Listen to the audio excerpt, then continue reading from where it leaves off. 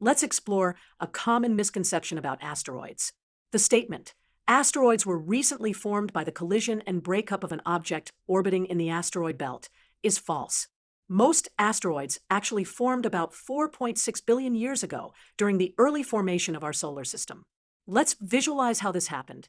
First, we had our young sun, surrounded by a disk of gas and dust. As gravity pulled this material together, most of it accreted to form the planets. However, some material never combined into planets. These became the asteroids. Let's put this in perspective on a timeline. The asteroids formed 4.6 billion years ago and have been orbiting in the asteroid belt ever since. While collisions between asteroids do occur, creating smaller fragments, these events don't account for the origin of most asteroids. These fragments might eventually reach Earth as meteors, but the main asteroid population remains primordial. So remember, most asteroids are ancient objects that formed during the birth of our solar system, not recent collision products.